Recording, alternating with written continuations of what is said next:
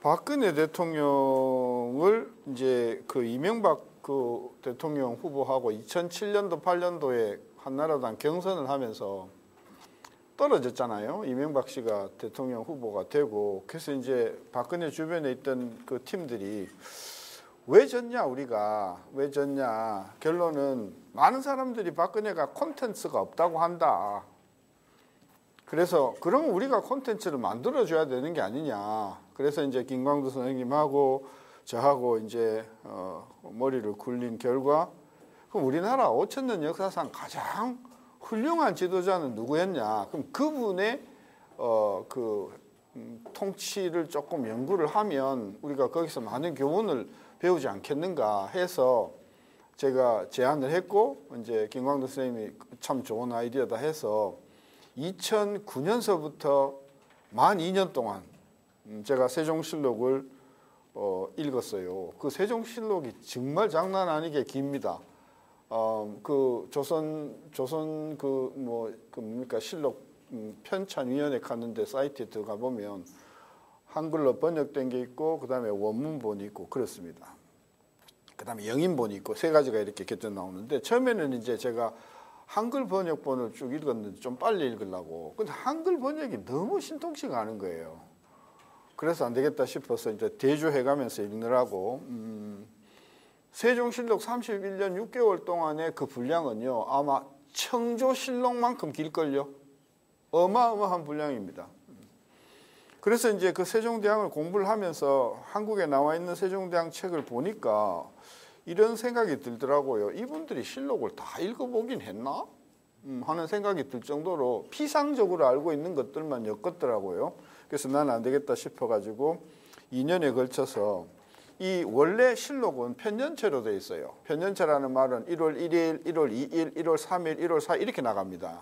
그러니까 한 사건 같은 경우에는 처음에 입안에서부터 시작해가지고 마무리될 때까지 그 기록 동안에 다른 것들이 너무 많이 들어오거든요.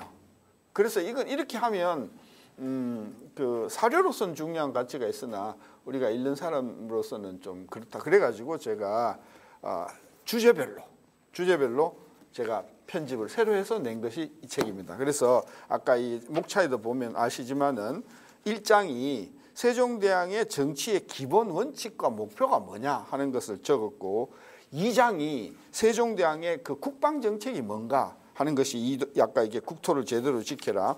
그 다음에 3장이 국가의 어떤 경제 사회적인 위기를 극복하기 위해서 어떤 개혁이 필요한가 하는 부분을 이제 3장에서 실었고, 4장이 경제를 그러면은 생산성을 올리고 경제를 활성화시키려면 어떻게 해야 되는가, 그게 4장이 경제개혁이고요. 5장이 아까 잠깐 소개됐지만 진정으로 행복한 나라가 뭔가 하는 5장으로 이렇게 제가 31년을 편년체를 전부 제가 줄줄이 엮어서 책으로 만들어냈던 겁니다. 이 책의 그 집필 원칙은 제 이야기가 아니고 세종대왕께서 하신 말, 그 워딩을 제가 전부 땄습니다. 그래서 여기 보면 한글로 번역한 게 있고, 그 다음에 세종대왕께서 직접 하신 말을 한문으로 이렇게 같이 붙여서 말 중심으로 세종이 어떻게 생각했고 진짜 어떤 그 지시를 내렸고 하는 부분으로 쓴 책입니다. 근데 자 만들어 놓고 이제 박근혜 대통령 후보한테 2011년 11월 11일입니다. 우리가 세종문화회에서 출간하면서 박근혜 대통령 보고 좀 오시라고 했더니 안 오더라고요. 그때 알아봤는데 진짜 섭섭했어요. 이재만이를 보냈더라고요. 근데 사실은 뭐 그런 낌새를 우리가 김광두 아까 교수님하고 국가미래연구원을 만들면서부터 이제 조금 그런 낌새가 있긴 했었으나 뭐 저는 뭐 하나도 아쉽지도 않고, 저는 제가 경제학자로서 보다도 이 책을 만들어서 앞으로 우리나라 정치 지도자가 되려고 하는 사람이 적어도 세종대왕이 국방정책, 그 다음에 행정개혁정책, 경제정책, 복지정책에 어떤 생각을 가지고 어떻게 사람을 동원해서 어떻게 정책을 꾸려나갔는가, 그거 하나만 정리한 것으로서 저는 충분히 제 역할을 했다고 이제 봐서 좀 우리 박근혜 대통령께서 되셨을 때 조금 더 활용을 하셨으면 하는 아쉬움이 있지만 다른 그 후에 나오는 후보들도 대통령 지도자들도 저는 참고할 수 있을 거라고 봅니다. 세종대왕의 그 31년 6개월 동안의 정치를 이해하시려면은 그 배경을 조금 아셔야 됩니다. 무슨 배경이냐 하면 이분이 벼랑간 임금이 되셨어요. 전혀 준비가 안 된 임금이에요. 그것은 굉장히 중요합니다. 많은 대통령들이 준비된 대통령이라고 하잖아요. 네, 준비된 대통령이라고 하고 보니까 전혀 준비가 잘못됐거나 안 됐거나 했잖아요. 박근혜 대통령도 그랬고, 예, 그죠? 문재인 대통령도 나는 준비된 대통령이라고 안 한 줄 알았더만 준비된 대통령이라고 했더라고요. 예, 했어요. 그저 보니까 플래카드에 준비된 그랬고요. 그 김대중 대통령도 준비된 대통령이라 그러니까 준비된 대통령이라 한 분들이 다 별로 준비 안 된 것으로 입증이 됐지만은 세종대왕께서는요 전혀 준비 안 되셨어요. 임금이 되신 게요 불과 한 2달 만에 되셨어요. 왜 그래 됐냐면 형님 때문에, 양령 때문에. 양령 유명하지 않습니까?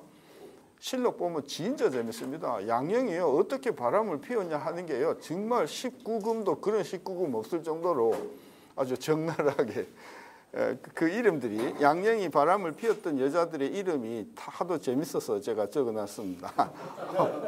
봄지련, 그 다음에 초궁장, 그 다음에 어리, 칠점생, 그 다음에 임상자의 양녀, 방유신의 손녀.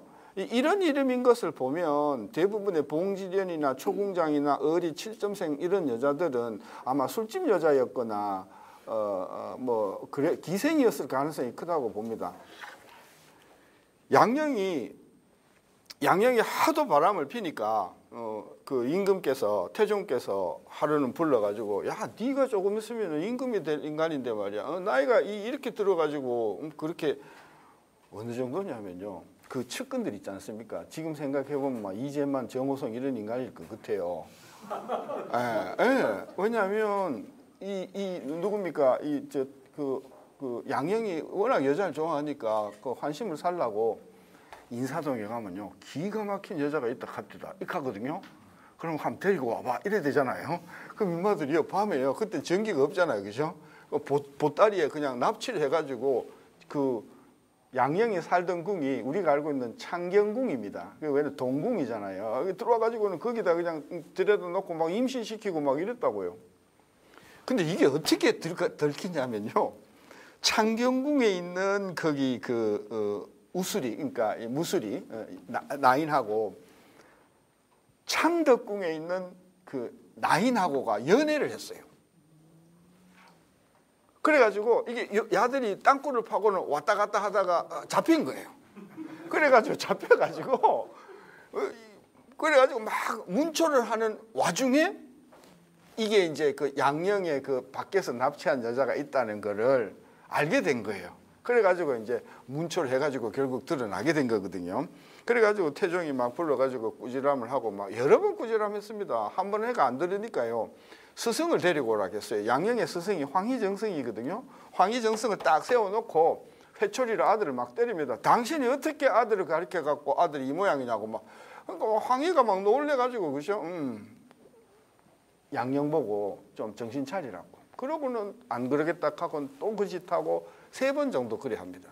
그래갖고 하루는 태종이 도저히 이건 가망성이 없다 싶어가지고는 그때는요 이 한성이 수도였지만은 거의 개성이 거의 우리 수도가 2개 있었는 거나 마찬가지라 고려시대 수도하고 새로 만든 한성에게 신도시라 여가 그러니까 왔다 갔다 하셨는데 개성에 계셨는데 양령이 인사하러 오니까 내 눈앞에 다시는 나타나지 마 하고 쫓아낸다고. 그래 이제 양령이 돌아가다가 저거 동생이 충령이 인사하러 가다가 지금 어디쯤이냐 하면은 저기 고향쯤에서 이게 길에서 딱 마주친 거예요.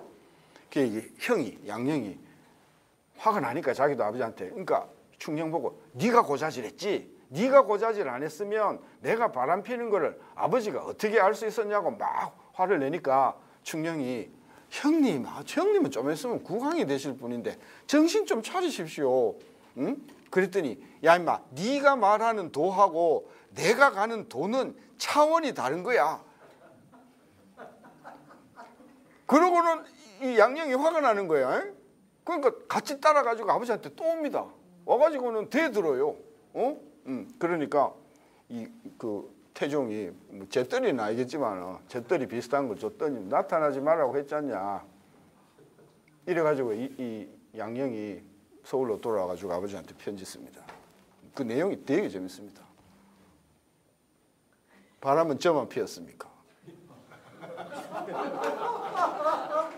주상전하는 안 피었습니까? 그리고 할바마마는 안 피었습니까? 그리고 원래 주상이 될 사람은 무치라고, 임금이 될 사람은 수백 명의 여성을 거느려도 그게 흠이 안 되는 걸 아버님도 잘 아시지 않습니까? 그리고 내가 이렇게 남봉짓을 하다가도 철이 딱 들어가지고 밤을 바로 잡으면 현군 중에 현군이 안 된다 하는 증명이 있으면 한번 해봐라. 이게 나오는 거야. 그때 태종이 완전히 알아봤어요. 야는 도저히 가능성이 없다. 그래서 그 편지 때문에, 그죠? 이 편지 때문에 태종이 갈아치우기로 결심을 합니다.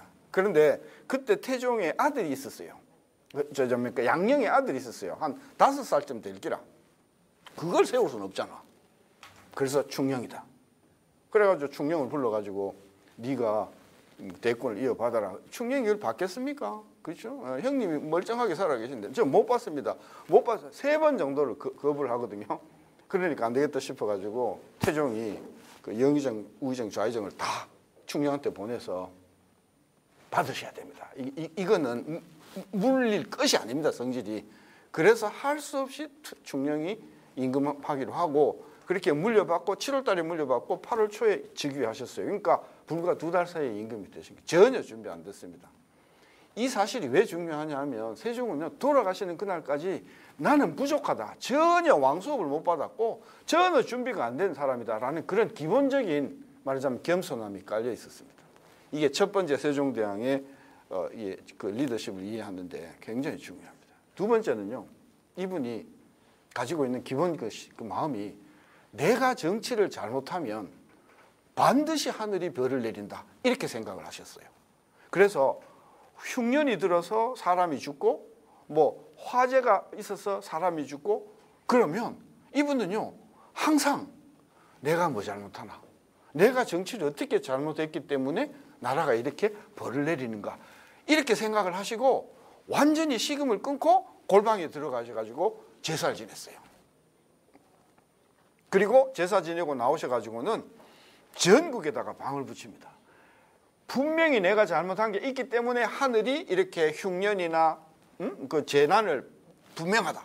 그러니 백성들은 나한테 내가 무엇을 잘못하는지를 반드시 기록해서 나한테 이야기해라. 명령을 내립니다. 여러 번 내렸어요. 한번 보세요.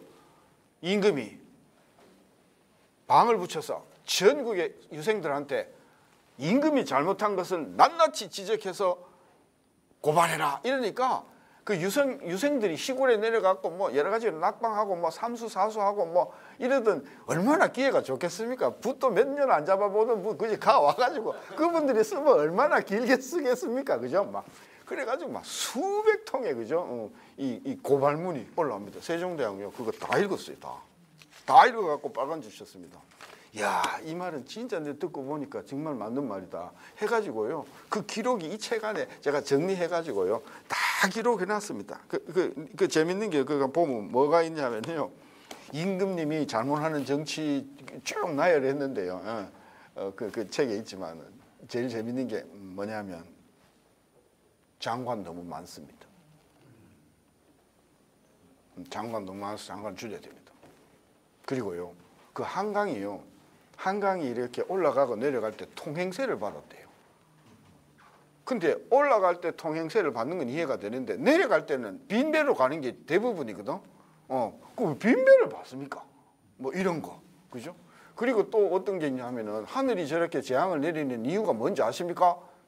그거는 절에 있는 비구니를 이 속세로 못 돌아가게 하는 법 때문에 절에 있는 처녀들이 평생에 그냥 원한이 하여튼 그런 것들이 막 올라오는데 그 중에서도 제일 빈도가 많은 게 뭔지 아세요? 제일 빈도가 많은 게 대통령 소통 좀 하십시오.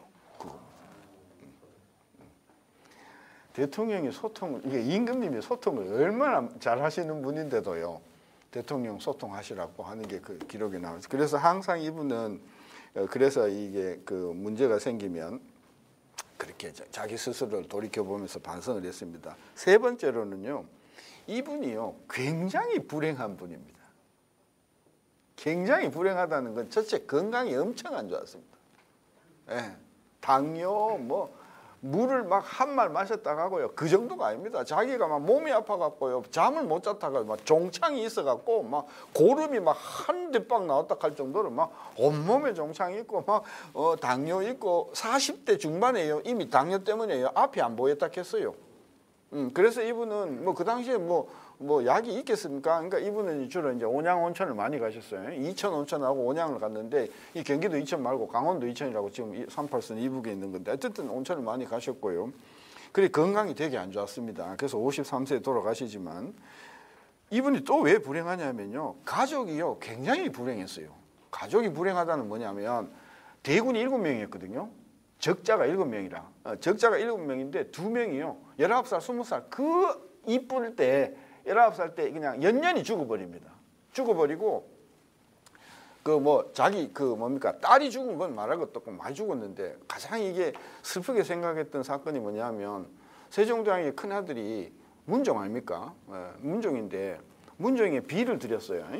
비를 그 며느리를 드렸는데 이 봉씨라는 여자인데 그때 보면 봉씨가 상당히 양반이었는 것 같아요. 근데 이 봉씨가 무슨 문제가 있냐면 레스비안인 거예요. 그래가지고 레스비안이 이게 어떻게 또 이게 들키게 되냐 하면 이게 봉씨가 이제 지가 좋아하는 여자들 라인이 있지 않습니까? 얘네들끼리 서로 질투를 했는 기라.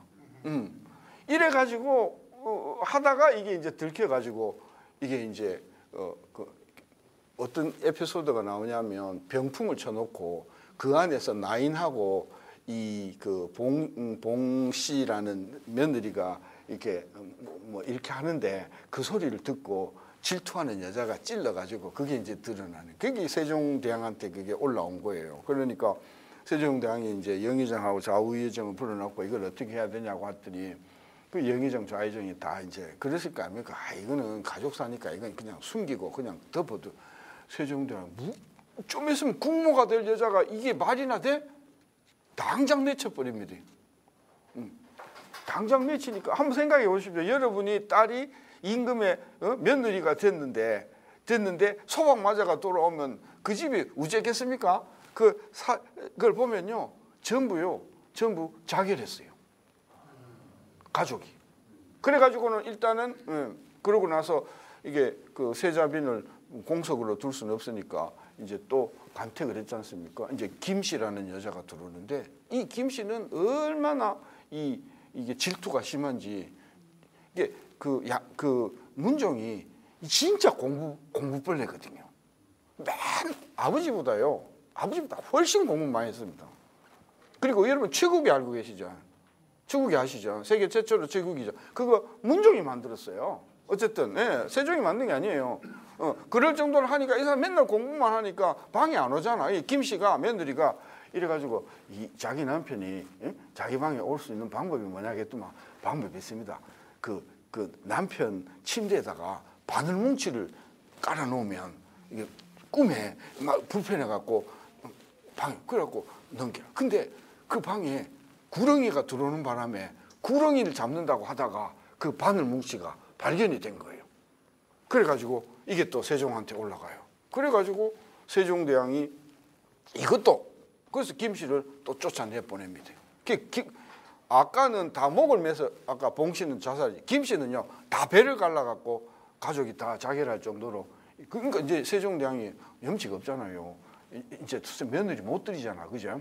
그래서 밖에서 들여오는 것은 포기하고 궁궐에 있는 여자 중에서 어릴 때부터 궁에 들어왔고 집안이 좋은 여자를 뽑아봐라 해가지고 5살 때 들어와가지고 11년 차까지 되었던 권 씨라는 여자를 택해서 세자빈으로, 이분이 최초로 세종대왕의 손녀를 낳아요. 근데 그 손녀가 죽어버려요. 그리고 얼마 안 있다가 둘째 딸을 또 낳아요. 이 여자가 옛날에 그 드라마에 나왔던 경 무슨 공주인데, 그러고 얼마 안 있어가지고 단종을 낳는 거예요. 단종을 낳으니까 세종대왕이 얼마나 기뻐했냐면, 세종대왕의 태실이 있어요. 저 경상남도 의령가는 데 가면 있는데, 자기 그 단종이 너무 귀하니까 그 단종의 태실을 자기 태실 바로 옆에다가 태실을 두고 그랬습니다. 제가 그 현장에 가봤거든요. 가봤는데 그 단종의 태실을 조선 그러니까 외정 때 조선에 있는 태실 다 걷어갔고요. 저쪽에 서운흥인가 뭐 서운 거다가 다 한 군데 못 놨습니까? 그러니까 그건 없는데 그 터가요. 난장판이 됐더라. 왜냐하면 일제시대 때가 이렇게 조선이 그 전기를 없앤다 해가지고 태실을요 전부 민간 불화했어. 그래가지고 불화해가지고 그 전부 민간인들이 거기다가 묘실을 만들고 해가지고 그랬는데, 어쨌거나 이래 해서 가족, 특히 며느리 복이 없어갖고 고생을 많이 했는 그런 분입니다. 그래서 이분은 건강도 안 좋고 가족도 안 좋고 뭐 어머니 아버지 일찍 돌아가신 건 말할 것도 없고, 그러니까 본인으로 보면 굉장히 참 어려운 생활을 하셨는데, 이분이 그 아프고 그렇게 힘든 가운데서도 국정을, 그렇게 눈이 안 보이는 가운데서도 국정을 하신 이유는 뭐냐 하면, 아버지가 돌아가시면서 나라를 부탁했거든요. 네가 무슨 일이 있어서도 이 나라는 네가 잘 지켜줘야 한다. 이 아버지 한 말 때문에 자기가 그렇게 몸이 아픔에도 불구하고 국정에 헌신적으로 매달렸다 하는 것을 우리가 이해를 해야만 이분의 31년 6개월 동안의 정치를 이해할 수 있다. 첫째, 이분은 형님한테 너무 미안한 겁니다. 형님한테 너무 미안한 마음이 많았어요. 김종서 아십니까? 네, 육진 개척한 사람이잖아요. 우리는 그 육진을 굉장히 우상화하지 않습니까? 굉장히 훌륭한 사람이다. 그래요. 김종서가 육진을 개척한 공은 진짜 있어요. 근데 실록에 나오는 면면을 보면 김종서는 진짜 남봉꾼입니다. 남봉꾼입니다. 어떻게 남봉꾼이냐면, 육진이라고 함경북도에 그 육진 있지 않습니까? 경원 많지 않습니까? 종성. 여진족들이 김종서가 여자를 좋아하는 걸 아니까 뇌물로서 제일 많이 준 게 여자를 줬습니다. 이 여자를 주면 김종서는 이래 앉아갖고 괜찮으면 그거 두고 조금 못하면 어머니, 공주에 계신 어머니 집에 보내고 또 하나는 형님 집에 보고 이랬습니다. 근데 어머니가 돌아가셨어. 그러니까 이제 아무리 그래도 자기가 그래 이제 공주로 내려오는데, 어머니 상중이잖아요. 그럼 3년 복상을 해야 되거든. 업무를 못 한단 말이에요. 얼마나 여자를 데리거든. 첩을 데리거든. 그게 조정에 들어간 거예요. 김종서 좀 못 쓸 놈입니다. 그런 것들이 굉장히 많이 나오고요. 근데 제가 왜 김종서를 저는 평가절하를 하냐면, 김종서가 비서실장을 하면서 끊임없이 세종대왕한테 요구한 게 뭔지 아십니까? 양령 죽여라. 양령 죽여라. 양령이 살아있으면 국정이 흔들린다. 당연히 그렇게 생각할 수도 있어요. 그렇죠? 왜냐? 임금보다 더 수훈열이 높은 사람이 눈 뻘겋게 살아있는데, 그러면은 신하들도 아무래도 그러지 않겠습니까? 세종은 절대로 그 말, 나는 못 죽인다. 나는 왜 그러냐면요, 어릴 때 충령이 태종이 쿠데타로 집권 안 했습니까? 그죠? 예, 제1왕자의 난, 제2왕자의 난으로, 그죠? 그러면서 이 사람 많이 사람을 죽였거든. 자기 형제도 많이 죽였거든. 물론 배다른 동생이긴 하지만. 그러니까 이 태종이 쿠데타를 일으키는 그 저간에 자기도 언제 죽을지 모르잖아요. 그죠? 그러니까 이 양반은 형제를 모아놓고 충령, 양령, 그 다음에는 효령, 이 세 사람을 불러놓고, 그 다음에 성령까지 있지만은, 너희는 절대로 싸우지 마라 하고 막 여러 번 다짐을 한 게 있어. 그래서 세종은 아무리 김종서가 죽여야 됩니다 해도 안 죽였어요. 끝까지 살려뒀고요. 그 다음에 세종대왕이 돌아가시고 또 한참 뒤에 그 형 양녕은 자연적으로 60몇 세에 돌아가. 그 정도로 그다음에 두 번째로는 세종은 항상 나는 자격이 없는 사람이다 하는 것이고, 그다음에 아버지가 나한테 이렇게 중책을 맡겼으니 나는 내 자신의 안위보다는 항상 나라와 아버지의 이런 생각을 가지고 정치를 했다. 그것이 우리가 세종대왕을 이해하는 데 굉장히 꼭 필요한 것이다. 이분이 임금이 되자마자 바로 8월 달에 나온 국정 3대 원칙입니다. 국정 3대 원칙은 뭐냐면 민유방본, 오로지 민유방 국가의 근본이다. 그 다음 두 번째로는 나는 어진 정치를 하겠다. 시인발정, 나는 항상 정치의 기본은 어질게 하겠다. 그 다음에 정치에 있어서 가장 중요한 건 뭐냐? 사람이다. 이 세 가지가 세종대왕의 국정의 3대 원칙입니다. 민유방본, 그 다음 시인발정, 위정인체거든요. 이거 영어로 한번 번역해 볼까요? Of the people, for the people, by the people입니다. 그리고 이게 말로만 그런 게 아니고 그 정치 그 내력을 보면 이게 그냥 묻어나는 그 사례들이 너무 많아서 이 말이 무슨 뜻인지를 우리가 체감하는 제가 케이스를 몇 가지 말씀을 드릴게요. 그 당시에 하여튼 뭐 어마어마한 문제들이 많았어요. 많았는데 한 번은 어머니 아버지가 돌아가셔서 그 아버지의 묘가 어디 있는지 아시죠? 그렇죠? 국정원 아세요? 양재동 넘어서 그 아버지 태종묘거든요. 그 아버지 돌아가시고 어머니 돌아가시고 이제 합장을 하면서 그 지금 이제 현대자동차 그 뒤로 올라가는 양재동 이제 수시로 이제 공사를 하러 이제 한 일주일에 한 번씩 정도 이제 와서 그렇죠. 한 번은 지나가다가 보니까 이게 공사 감독을 하고 돌아가다 보니까 밭이 그냥 쑥대밭이 된 거예요. 한 5월달, 4월달쯤 됐는 음력으로. 그 세종대왕이 밑에 그 호조 판사한테 저거 혹시 우리가 지난번에 아까 오다가 우리가 이거 망가뜨린 거 아니냐? 망가뜨린 거 맞대. 그럼 보상을 해줘야 될 거 아니냐? 그래서 호조 판사한테 부탁을 합니다. 우리가 이번에 이 행사 때문에 이렇게 망친 사람들을 다 보상을 해줘라. 알겠지? 그러고 이제 일이 지났습니다. 그리고 한 보름쯤 열흘쯤 지나가지고 한 번은 이제 아침에 회의를 하는데 세종대왕이 그 생각이 났어요. 한 보름 전에 그때 그 양재동 그쪽에 그 밭을 뭉갰는데 그 보상을 해줬냐? 했더니 말씀대로 보상을 했다. 어떻게 했냐? 했더니 그때는요 이게 마지기가 아닙니다. 그때는 결부제하는 토지 제도였어요. 결부제는 무슨 제도냐 하면 이제 이해가 안 되는데 우리는 땅 그러면은 예를 들면 몇 평방미터 그죠? 이렇게 나가잖아요. 그때는요 그 넓이 기준이 아니고요 그 땅에서 소출이 나는 소출 기준입니다. 다시 말하면 콩이 한 마리 나는 땅이 그게 단위입니다. 그러니까 생산성이 낮은 땅은 그 땅이 되게 넓을 게고 생산성이 왜 그렇게 했냐면요 세금을 받을 때 그게 편하기 때문에 그걸 결부제라고 합니다. 그래서 세종대왕이 그 보상을 해줬냐 했더니 해줬다. 어떻게 해줬냐 했더니 막 예를 들면은 땅 그 한 결당 콩을 2대박씩 해서 쳐서 줬습니다. 그 세종대왕이 그 뭐 땅 단위당 그 2대박을 준 근거가 뭐냐 했더니 호조 판사가 우리가 그 땅에서 1년에 세금을 콩 2대박을 받았습니다. 이거 하는 거야. 그리고 이 호조 판사가 뭐가 틀린지를 모르는 기라. 그래서 세종대왕이 딱 탕 치면서 뭐라고 하냐면 야, 그 토지에서 콩이 1년에 수확이 얼마가 되노? 모르는 기라. 그래서 장관들한테 혹시 다른 판사들 중에 우리나라 땅, 양재동 땅에 그제 한 단위당 소출이 얼마가 되는지를 물어봤더만 아는 장관이 한 놈도 없어. 세종대왕이 뭐라고 하냐면요 우리 조선은 원래 전통이 철법이다. 철법이 뭐냐? 11조예요. 10% 소출의 10%를 세금으로 내는 게 그게 철법이에요. 왜? 그러면 그 땅에서 콩이 2대박 나왔다는 이야기는 소출이 2마리라는 이야기잖아.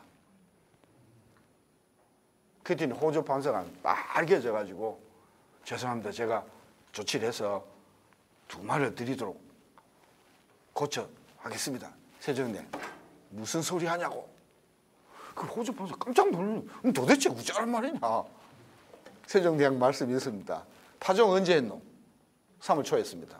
지금 몇 월이고? 5월 중순입니다. 결실이 언제고? 8월 말입니다. 그러면 3월에 파종을 하고 결실이 8월인데 5월밖에 안 됐는데 그거를 온 걸 다 주면 그게 말이나 되는 거냐? 세종대왕이 그때요 제일 민원이 많이 들어온 게 뭐냐면요, 저울을 속이는 거였어요. 지금도 저울 많이 속입니다. 주유소 저울 말이에요. 제가 서초동 살았거든요. 그 대검찰청 있잖아요, 그죠? 그 서초 경찰서 맞은편에 그 향나무 있잖아요. 향나무 주유소가요, 그 엄청 속여 먹었어요. 그 영업 정지 엄청나게 받은 데입니다. 그거 절대로 가지 마십시오. 네.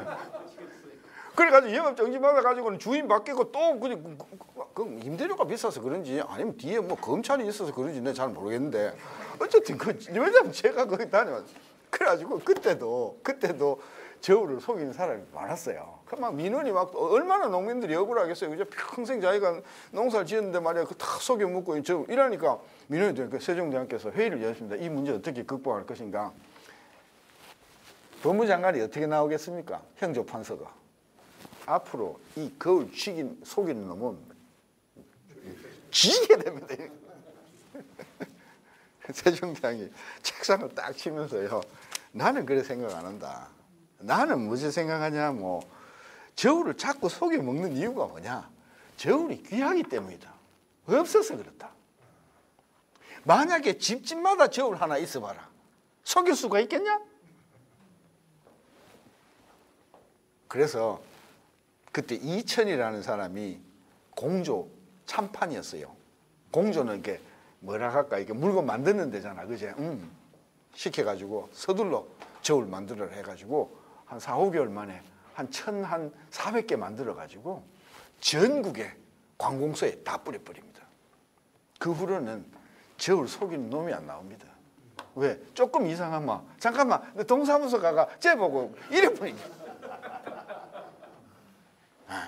세종대왕이 총기를 가는데 그런 게 있습니다. 그래서 이분은 아까 제가 백성의 그 정치에 그 근본을 둔다 하는 말이 항상 그죠?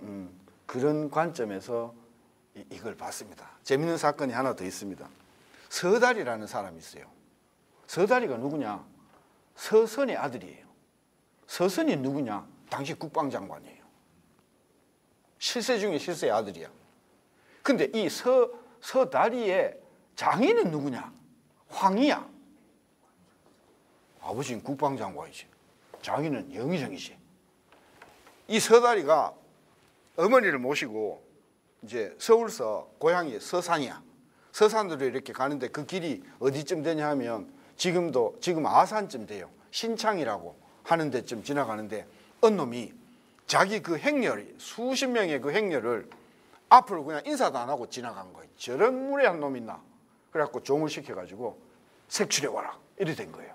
그래가지고 그 종이 셋이 막 뛰어가갖고 쫓아가 보니까 뭐 어느새 사라지고 없는 거예요. 그래서 그 신창의 읍에 그 동네에 있는 문을 다 두드려가지고 비슷한 놈을 막 한 놈이 거기서 콩타작을 하고 있는 게라 저놈이다. 이래가지고는 막 가자고 막 그 세 명에서 그냥 한 명을 붙들고 막 패고 그런 거야. 근데 지나가는 사람이 막 비명을 지르고 이러니까 이거 무슨 일입니까? 보니까 생전 보도 못한 사람이 셋이 와가지고 자기 동네 주민들을 그 막 패는 거라. 그래서 이 도대체 무슨 일로 이렇게 사람을 패쇼라고 했더니 이 무슨 건방진 똥덩어리가 있냐고. 그래갖고 그 사람을 붙들고는 서다리한테 가서 이놈이었습니다 이렇게 하는 기라. 그러니까 서다리가 그럼 좀 손을 좀 봐라 이래가지고 코너에 데리고 갖고 패갖고요 죽어붙어요. 근데 그 사람이 누구냐면 표운봉이라는 사람인데 표시인데 이 사람이 그 동네에 동석이야. 공모야. 누가 죽였죠? 종이 죽였지. 종은 천민이잖아. 누구 죽였지? 공무원을 죽였잖아. 이거는요 조선이에요. 가장 대역 중에 대역 중에 대역이에요. 대역이에요. 이래가지고 이제 수사가 들어왔어. 그래서 신창면에서 수사를 했어. 보니까 때린 사람이 서다리의 종인 거야. 서다리를 조사해 보니까 국방장관의 아들이고 여기저기 사인 거야. 그러니까 신창면에서 1차 수사의 결과는 이게 종놈들이 서다리가 시키지도 않았는데 지가 가갖고 때려서 죽여서 능지처참해야 하는 벌입니다. 1차 수사가 끝났어. 그리고는 충청남도로 올라갔지. 2심이 들어간 거야. 2심에 그 충청도 그 관찰사가 누구냐면 우리 평산신시의 이게 신계라는 사람인데 이 신계는 서선이하고 막역한 친구인 거야. 그러니까 이야 이거 내 친구의 아들 아니에요, 그렇죠? 그래서 이 종놈들이 말이야, 저것끼리 말이야 술 처먹고 사람을 팼다. 이래가지고 이게 올라와가지고 마지막으로 형조까지 올라와갖고 결국 형조에서도 그죠? 이래갖고 그냥 종 세 놈이 종 이름이 잉질종 하는 놈인데 잉질종 요 세 놈이 그냥 사람을 표은봉이라는 공무원들 때려 죽여서 이놈이 그냥 사지를 잘라 죽여야 된다 이렇게 된 거예요. 그 당시에 임금님은요 사형 집행을요 전부 직접 자기가 다 보셨어요. 왜? 한 명이라도 억울하게 죽으면 안 된다 싶어가지고 이래가지고 그 조서를요 일일이 1심 조서, 2심 조서, 3심 조서 다 보는데 이상한 기라 뭐 1심 조서에서 김모라는 안학내가 이게 그 진술한 거는 이렇게 진술했는데 2심에서의 똑같은 안학내가 진술한 거는 좀 다르고 3심이 또 다른 거예요. 요거 이상하다. 요거 이상하다. 그래가지고 재수사를 시켰는데 한번 생각해 보십시오. 그 조서를 그냥 밑으로 내려버려서 다시 조사해봐 그러면은 해당 그 검찰관들이 수사관들이 이게 수시로 제대로 할까요? 못 할까요? 못 하잖아요. 비서실 시킵니다. 네가 내려가 봐라. 은밀히 조사해봐라. 그래가지고 진술했는 그 여자를 만나서 이 여자가 어떻게 진술했는지를 확실하게 진술한 조서가 뭔가를 확인해봐라.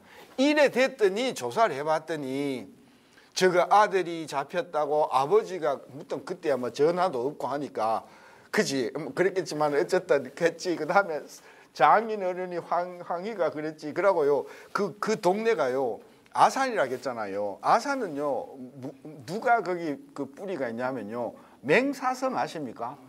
맹사성의 본향이에요. 그러니까 맹사성이도 그 충청 감사한테 야 그 말이야 황희가 내가 얼마나 친하냐 그 황희 사위가 그랬으니까 맹사성이가 좀 잘 봐줘라고 막 편지 보내고 막 이런 거예요. 그게 드러난 거예요. 세종대왕이요 관련자 전부 파면입니다.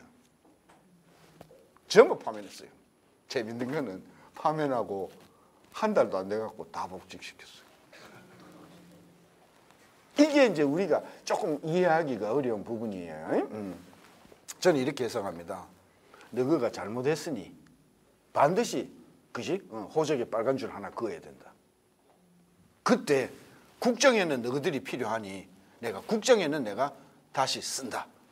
그러나 네가 잘못한 것은 내가 절대 용서하지 않아. 그래서 황희정승이 보면요 그 호적이요 빨간 줄 여러 번 그어 있습니다.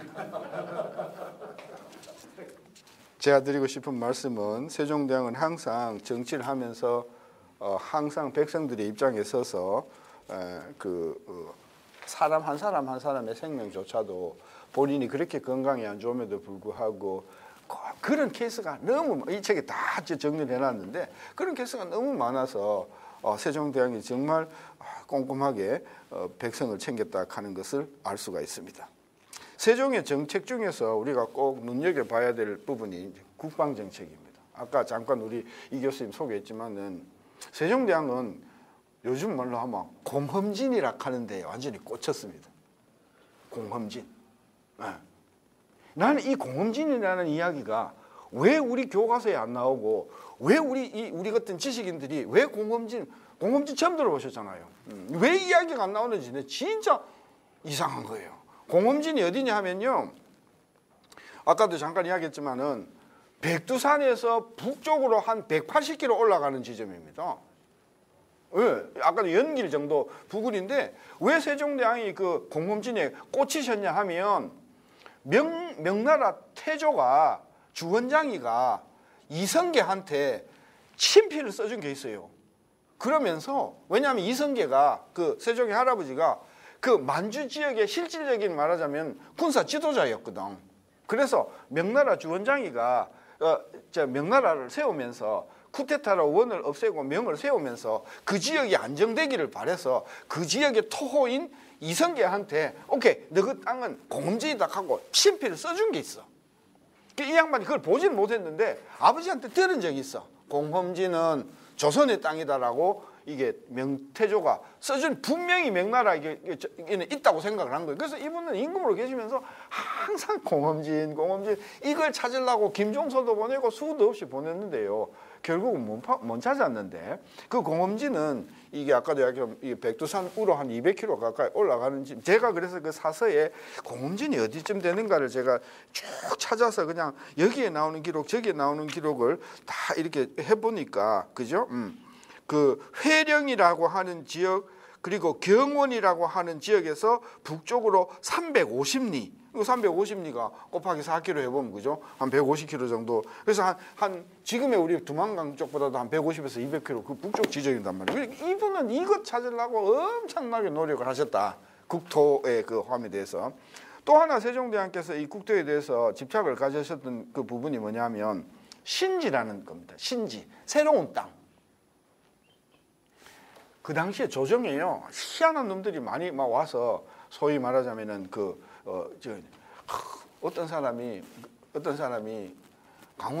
함경도 지역을 다니다가 봤는데 막 갑자기 막 이런 막 기가 막힌 땅, 기가 막힌 농지, 막 정말 무릉도원 같은 땅이 있습디다 하고 막 그리고 어떤 사람은 뭐 굴을 들어갔는데 굴을 한 달전 들어가다 보니까 갑자기 굴 끝이 밝아지면서 막 수만 평이다 이런 이야기들을 어마어마하게 하고 이렇게 그게 세종대왕이 그걸 다 믿으신 거예요. 그래서 이게 거짓말일 수가 없다. 거짓말일 수가 없는 게 그 이야기를 하는 사람들이 너무 많은 걸 보니까 이거는 분명히 있는데 그래서 세종대왕께서 그 신지를 찾으려고 진짜 노력 많이 하셨습니다. 어느 정도냐면요. 신지를 찾는데 공을 세운 사람을 1등급, 2등급, 3등급으로 나눠가지고 찾는데 조금이라도 도움이 됐으면 3등급, 찾는데 상당히 중요한 역할을 했으면 2등급, 찾는데 결정적인 역할을 한 1등급 해가지고요. 1등급이 되면요. 급을 3급까지 올려줬어요. 그리고 그 종이면은 평민으로 만들어줄 수도 있고 종이 그대로 좋다? 나는 종 그대로 한다? 그러면 내가 물건으로 줄게 해가지고 쌀을 뭐 300가마, 500가마 이렇게 해가지고 뭐 어마어마하게 그 새 땅을 찾으려고 노력을 했는데 못 찾았어요. 못 찾았는데 그 찾는 과정에서 지금 두만강 지역의 일대가 완전히 토지 조사가 다 돼본 거예요. 그래가지고 우리 조선의 땅이 국경이 두만강으로 굳혀지는데 김종서가 육진 만드는 것도 굉장히 중요한 역할을 했지만 세종대왕이 신지 찾느라고 사람 보내가지고 그렇죠? 그 찾는 것이 굉장히 중요한 역할을 해갖고 땅을 그 다음에 이제 요도 못 들어보셨죠? 요도. 예. 세종대왕의 국방 정책은 공험진, 그 다음에 아까 이야기한 그죠? 예. 그 다음에 신지, 그 다음에 요도. 요도가 뭐냐면요, 그 원산 쪽에 계신 분들이 뭐라고 하냐면 날씨가 좋은 날 이렇게 보면 봉우리가 2개의 섬이 보였다 맞다 이런 보고가 너무 많이 들어오는 거예요. 그래 이게 분명히 이게 섬이 있다 이래가지고 그 섬을 조사하라고 시킨 기록이 나옵니다. 물론 못 찾았는데 저는 이 요도가 독도가 아니었는가 그런 생각을 하는데 독도가 동도 서도가 있잖아요, 그렇죠? 그러니까 이게 봉우리가 2개 보이지 않습니까? 어쨌든 그게 독도일 거라고 저는 추측을 하는데 어쨌든 세종대왕께서는 그 요도에 대해서 꽂혀가지고 요도 찾느라고 굉장히 노력을 많이 하셨고요. 그 다음에 세종의 국방 정책에 있어서 가장 우리가 그 중요한 사건은 뭐냐면 그 당시에 대신들이 그 북방 경계선의 가장 중심 도시를 옮기자 남쪽으로 그 이야기를 굉장히 많이 했습니다. 왜 그냐 하면 너무 방어하기가 힘들다는 거예요. 그래서 거기 가봤자 전부 산이라서 소출도 없는데 거기 무슨 관료를 보내가지고 수비한다고 그럼 말이나 되는 겁니까? 그래서 하도 막 사람들이 막 그죠 그걸 옮기자. 이게 뭐냐 하면은 그 경원부라는 건데요. 경원부가 그쪽 지역을 총괄하는 말하자면 군사 중심지란 말이에요. 근데 경원부가 어디에 있었냐 하면요. 원래 경원에 있었어요. 경원은 어디냐면 두만강 제일 꼭대기입니다. 세종대왕이 거기다 뒀는데 하도 여진들이 침략을 많이 하니까 막 사람도 죽고 하니까 수비가 어렵다. 그러니까 이거를 뒤로 물리자 해가지고 어디까지 물리자고 했냐 하면은 함경남도 쪽까지로 옮기자고 이렇게 한 거예요. 거기서 논쟁이 붙은 거예요. 황희 모든 대신들이 뒤로 물립시다. 세종대왕은 내가 죽어도 이건 안 된다. 내가 땅을 한 평 더 넓히는 건 몰라도 할아버지 아버지가 땅을 한 뺨을 내가 물려? 웃기지 마. 안 해. 그래가지고요 세종대왕이 끝까지 신하들하고 싸워가지고 경원부의 중심지를 남쪽으로, 만약에 남쪽으로 물렸으면요 우리나라 국경은요 압록강에서 시작해가지고 원산으로 끝났을 겁니다. 세종대왕께서 끝까지 경원부를 경원에 갖다 뒀기 때문에 아까 말씀드린 대로 두만강이 우리나라 국경으로. 그래서 그리고 이제 파저강 전투라는 게 있는데 파저강 전투는 하도 여진족들이 많이 이제 쳐들어오니까 압록강 쪽인데 사진 있지 않습니까? 그러니까 이제 이걸 좀 손을 봐야 되겠다 싶어가지고 세종대왕이 물어봅니다. 신하들한테 이게 파저강에 이 여진족들이 많이 쳐들어오는데 이걸 어떻게 쓰면 좋겠냐 했더만 신하들은 그 여진족들은 원래 모기 같은 놈들입니다. 모기 뭔지 아시죠? 여와 따끔 떼고 그 우리나라에 참 영향을 못 그 있어도 그만 없어 약간 불편할 정도지 그 신경 안 쓰셔도 됩니다. 이러는 거예요. 아 그래요? 그런가요? 그리고 한해 지나서 또 여진족들이 와가지고 사람을 죽이고 노략질하고 하니까 이거 쳐야 되는 거 아니요? 아이고 제가 작년에 말씀드렸잖아요. 그 모기라니까요. 그러기를 한 10년 가까이 합니다. 세종대왕이요 안 되겠다.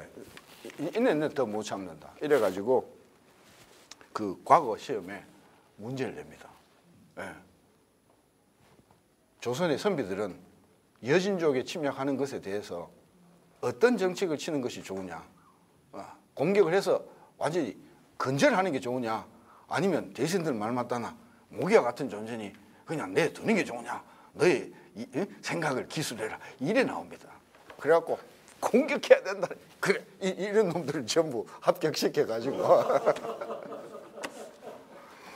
그래가지고 이제 그 자기가요 많은 신하들이 반대를 했는데 본인이 공격을 해야 되겠다고 생각을 하고 그게 파저강이에요. 파저강이 어디쯤 되냐면 압록강 하구에서 압록 그 백두산까지 오는 한 중간쯤에 있는 그 비교적 그 큰 그 강입니다. 그걸 이제 공략을 하는데 제일 먼저 이제 뭐를 물어보시냐 하면은 이번에 파저강 전투의 총 책임자를 누구를 하는 게 좋겠냐?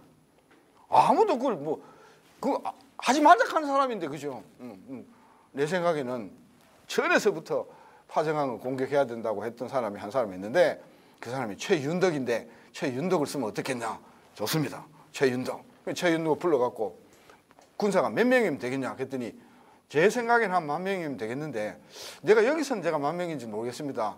일단 제가 갔다 오겠습니다. 갔다 와서 제가 몇 명이 필요한지를 보고 드리겠습니다. 그래서 최윤덕을 보냅니다. 현장에 갔더니 한 15,000명 정도 필요하겠습니다. 15,000명입니다. 그러면은 이 15,000명의 군사를 어떻게 조달할 것이냐? 그때 되게 재밌습니다. 15,000명의 병력이 어떻게 조달되는지 아십니까? 이래 됩니다. 경상남도에 있는 군대를요, 예? 경상북도로 옮깁니다. 그리고 경상북도에 있는 군대가요, 충청북도 옵니다. 충청북도에 있는 거 경기도로 옵니다. 경기도가 강원도, 강원도가 함남. 이래가지고요 결국은 동원되는 게 함경북도 사람들이 동원돼요. 그게 굉장히 효율적인 겁니다. 왜? 거기 동원된 15,000명 군대는요 그거 다 아는 동네야.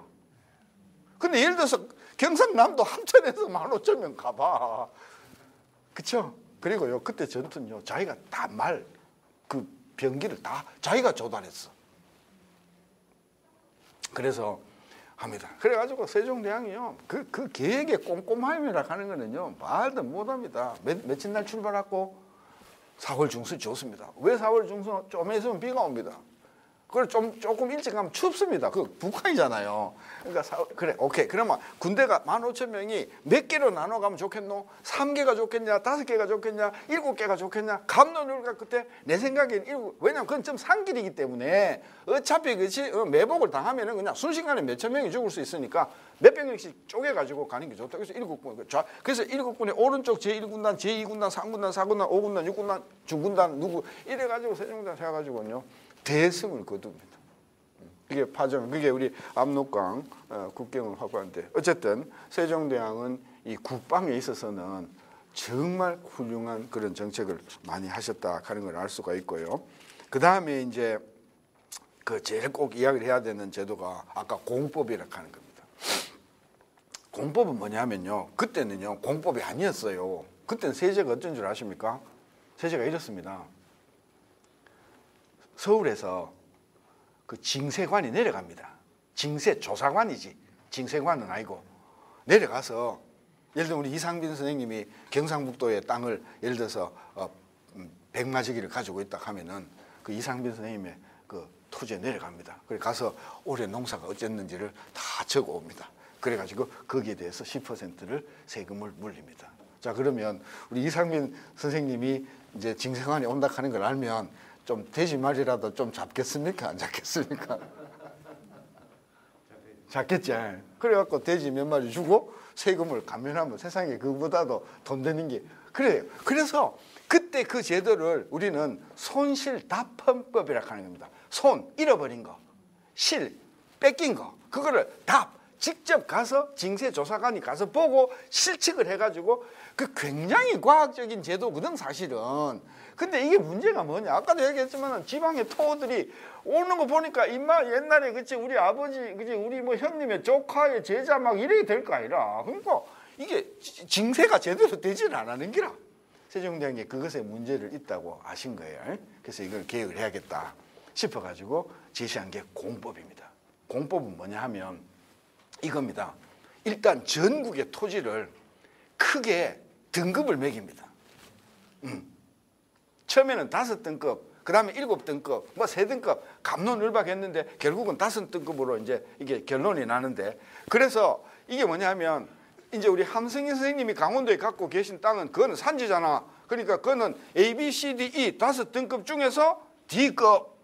이상빈 선생님이 경상도는 원래 땅이 좋잖아. A급, 전라도 A급. 그래서 전국의 땅을 일단은 등급을 매깁니다. 이거는 빼도 박도 못하는 겁니다. 그거는 누가 술 사준다고 이거 고칠 수 있는 게 아닙니다. 그 다음에 문제가 뭐냐? 그 지역에 기후가 어쨌는가? 그러니까 흉년이 졌을 수도 있고 홍수가 졌을. 그래서 그 관찰사한테 보내가지고 예를 들면 경상북도 영천은 올해 비도 별로 많이 안 오고 일조량도 좋았으니까 올해는 기후가 상상입니다. 그게 상중하에 상중하 있으니까 9등급 아닙니까? 그래서 9등급을 매가지고 딱 이제 추수철이 되면 수확철이 되면 조정에서는 전국의 토지에 대한 토지 그 다음에 그 연분 그걸 연분이라고 해요. 1년에 그 기후가 어때? 그 연분 그래가지고 딱 하니까 이제는 그죠? 빼도 박도 못하는 그죠? 얼마나 과학적입니까? 그래서 세종대왕이 이거 이제 이건 확실하게 좋은 법이다, 확실한 법이다 하고 하는데 야, 다 반대하는 거야.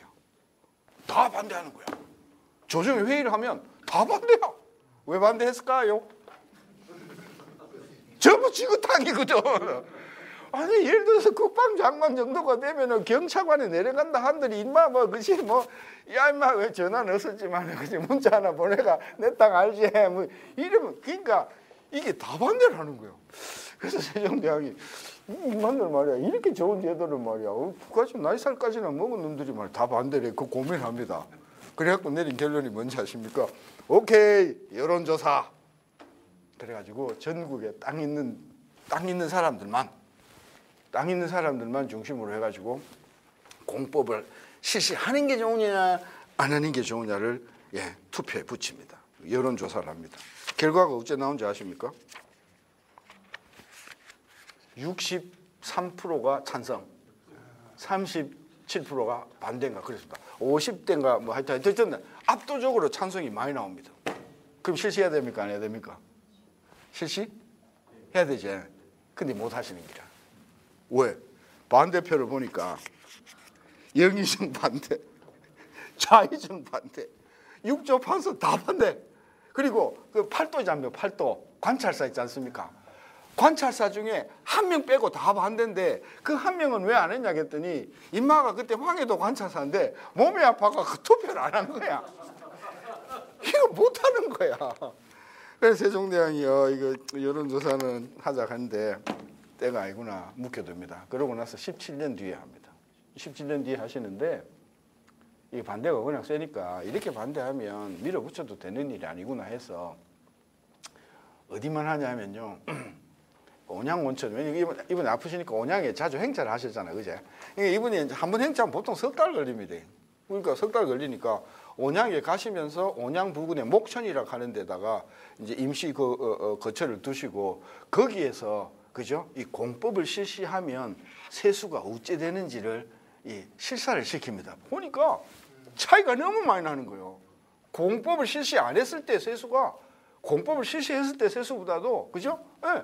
뭐 6분의 1밖에 안 되는 게야. 그러니까 어마어마한 탈세를 하고 있다 이게 지방관들이. 그래서 이분이 하기로 결심을 하시고 반대가 심하니까 가장 그때 찬성이 높았던 지역이 어딘가 봤더니 경상도하고 전라도인 거야. 그래서 경상도 전라도를 1차 실시하기로 하고 돌아가시기 직전에 경상도 전라도만 실시하시고 그리고 세조 때 들어와 가지고 조금 확대하시고 성종에 들어와 가지고 완전히 공법을 전국에 확대하게 되는 그런 거거든요. 그래서 이분이 이제 공법을 정착시키는데 굉장히 중요한 기여를 하셨고요. 그다음에 이분이 이제 그때 국정 중에 하나가 뭐냐면은 인플레였어요. 이제 인플레가 그 인플레가 왜 심했냐 하면 이게 그 당시에 유통되는 통화가 저하하는 건데요. 저하가 크기가 어느 정도나 되냐 하면 저 컴퓨터 크기보다 조금 더 큽니다. 이게 그 마지로 만들었는데 이게 유통되는 저하는 고려시대 때 저하도 있고 이조 초기의 저하도 있고 굉장히 이게 양이 많아요. 그러니까 이게 막 이게 인플레를 굉장히 이제 촉발했던 거죠. 그래서 세종대왕께서는 이 저하를 이게 좀 개편해야 되겠다. 근데 사실 아버지 태종도 이 저하를 없애야 되겠다고 생각을 했었는데 그 왜 바꾸냐고요? 그 바꾸면 짭짤하잖아요. 저하 유통 못해. 그리고 내가 주는 통화로 통화해. 그러면 임금이 만드는 통화가 그 전부 돈이 되면서 어마어마한 그죠? 우리가 말하자면 그 발권력이라 하는 거거든요. 근데 이게 태종이 못했어요. 그 세종대왕께서 이거 내가 해야 되겠다 싶어가지고 이제 그 주화 동전을 만들길 생각을 하고 동전을 실시를 합니다. 정말 진짜 신경 많이 쓰셨는데 실패를 해요. 왜 실패하냐? 동이 없었어. 동이 없었어.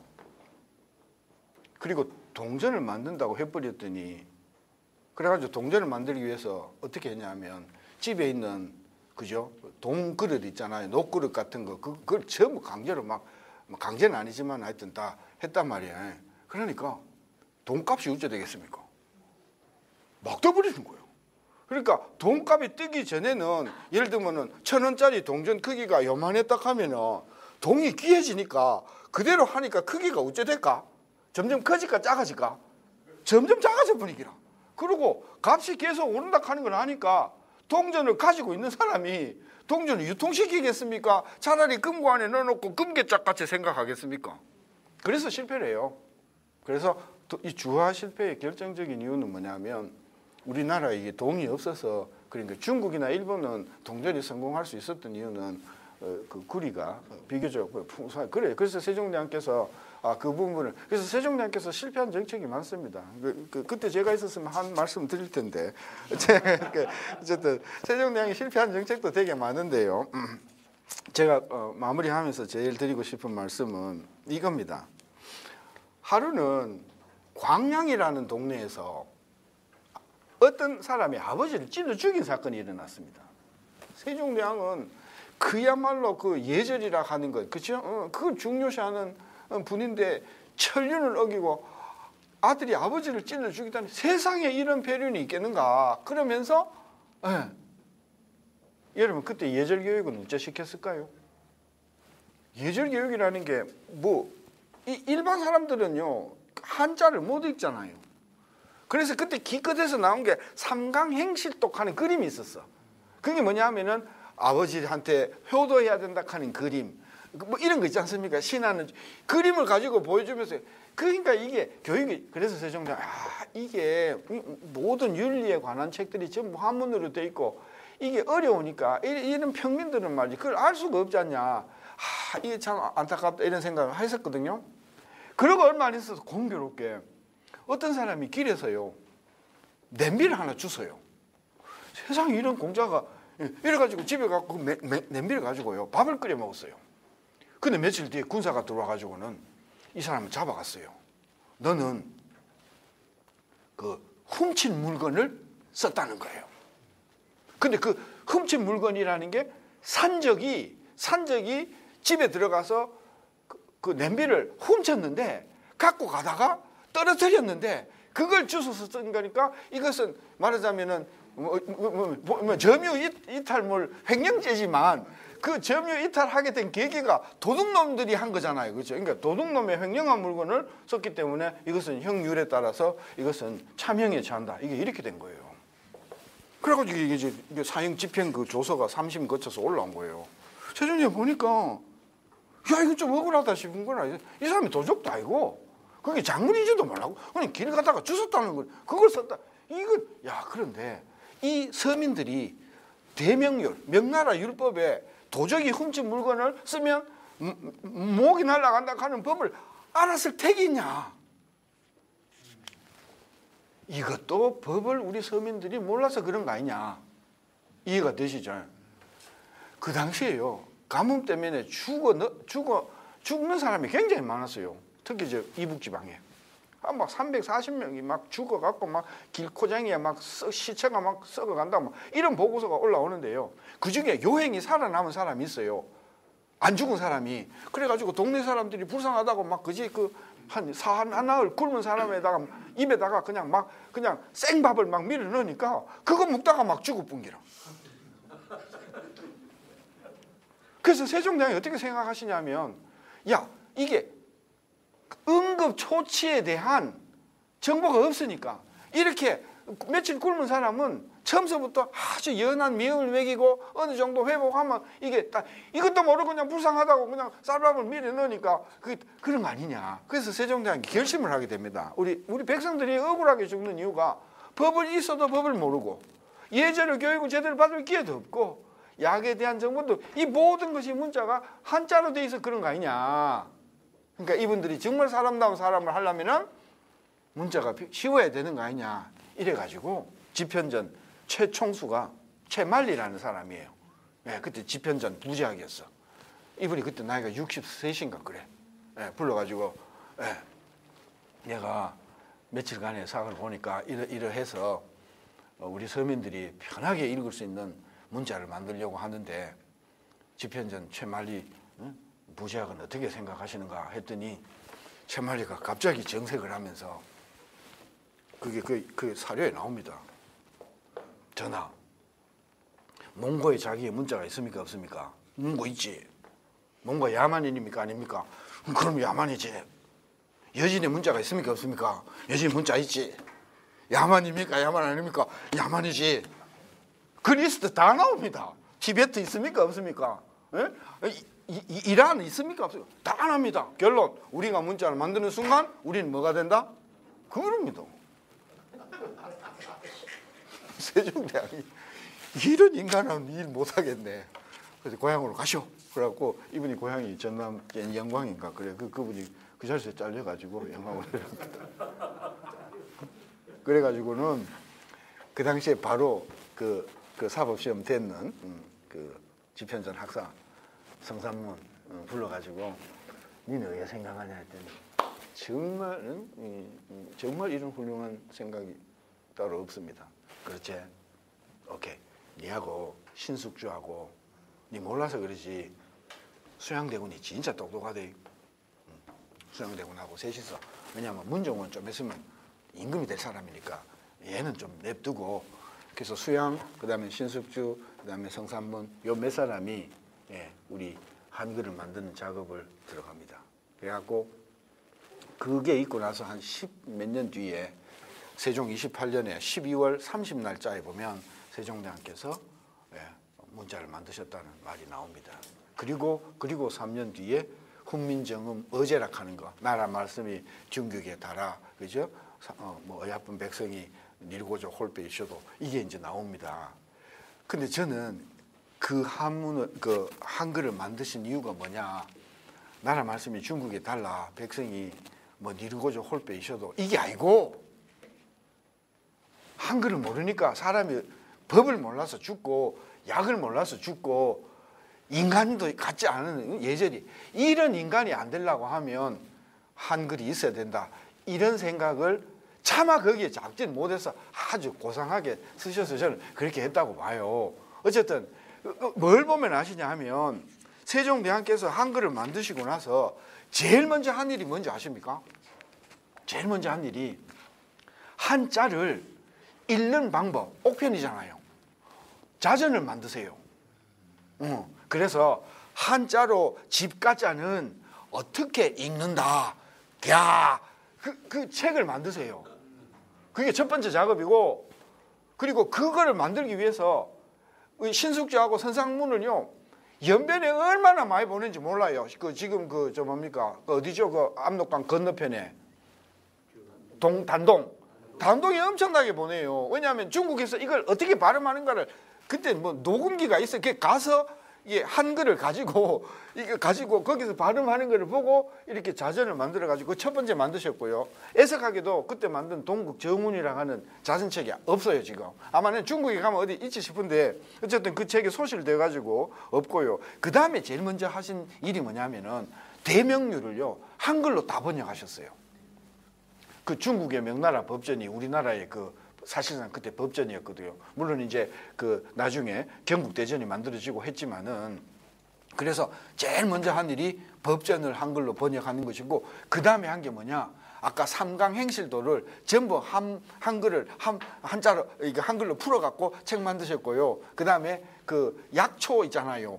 약초에 관련된 책을요 전부 한글로. 그러니까 그분이 딱 한글 만드시고 나서 법전 번역했지, 약책 번역했지, 예절책 그걸 보면 이분이 책을 왜 만들었는가 하는 거를 우리가 입증하지 않을까요? 저는 그래서 제가 그 실록을 보면서 세종대왕이 한글을 만드신 것이 우리 백성들의 억울한 죽음, 억울한 이걸 위해서 하셨구나 하는 것을 우리가 정말 피부로 느낄 수 있다, 이제 그런 생각이고요. 마지막으로 이번 아까도 이야기했잖아요. 자기가 정치를 잘못하면 항상 국가가 재난에 빠진다 하는 것을 알았잖아요. 근데 그때 진짜 가뭄이 많았거든. 진짜 가뭄이 많았어요. 그래가지고 한 번은요 너무 가뭄이 많이 와갖고 사람이 굶어 죽고 수백 명이 죽었다 하니까 이분이 너무 막 해가지고 그래가지고 막 금식기도 하다가요 이분이 실성했어요. 실성을요, 그러니까 정신을 못 차리는 게 한 40일쯤 돼요. 막 열이 막 40도까지 올라오고 막 그랬어요. 그러니까 종친들이 야 이건 죽었다 이래가지고요, 이런 경우는 못 살아난다고 생각하고요, 조선의 가장 명산 8개 8대 명산에다가요 산 꼭대기에 향을 피워갖고요, 우리 임금 좀 있으면 하늘 가실 거니까 그 방 좀 비워 놓으십시오 하고 산천제를 지내고 그랬다니까. 그런 분이 갑자기 딱 태어나신 거예요.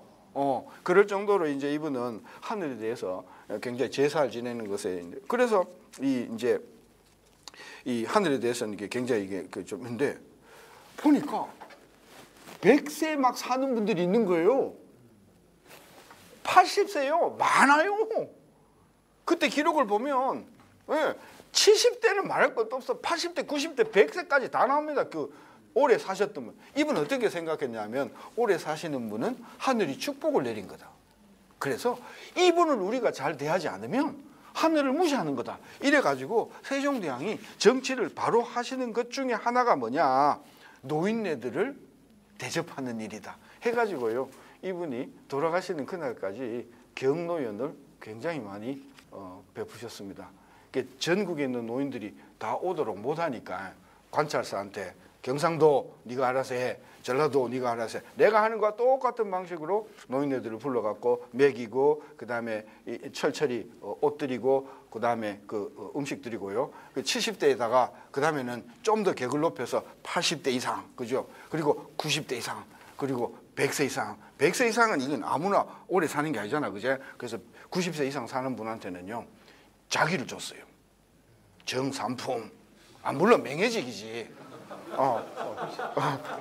그러니까 이렇게 오래 사신 분들한테는 우리 국가가 당신을 존경한다 이런 생각으로 그 품계를 줬습니다. 물론 명예직이긴 하지만 그리고 그 품계는 그 양민 그냥 일반 국민뿐만이 아니라 노비들도 오래 사는 것은 하늘이 축복을 한 것이 그래서 노비 구별 없이 그분들한테는 품계로 그래서 그분이 세종대왕은 그 오래 사시는 분에 대한 특별한 그 배려를 많이 했어요. 나도 요즘 나이가 들어가니까 우리 젊은 사람들이 좀 그렇게 생각을 해줬으면 좋겠는데, 요즘 내가 지공거사가 돼가지고 지하철 공짜로 타면서도 내 눈치 너무 보이는 거야 내가. 요즘 또 백세는 저 살기 드문 경우인데 옛날에 백세 같은 경우 있었습니다. 맞습니다. 90세 이상이 뭐 60명, 70명 뭐 많습니다. 그러니까 그때 이 연령이 비교적 낮게 나타나는 이유가 젊은 아이들이 오래 못 살고 빨리 죽으니까 황희도 90세까지 살았어요. 그리고 아까 말씀 안 드렸는데 허조 같은 경우도 83세 살았고요. 그때 80세 이상 살았던 분들이 꽤 많습니다. 그러니까 관리를 안 해서 빨리 죽은 사람도 많지만은 건강을 제대로 지켰던 분들은 80대까지 산 분도 굉장히 많습니다. 나는 여기까지 말씀드리고 이제 궁금한 거 혹시 세종에 관련돼서 있으면은 제가 답변하는 그런 뭐 혹시 궁금한 거 안 계십니까?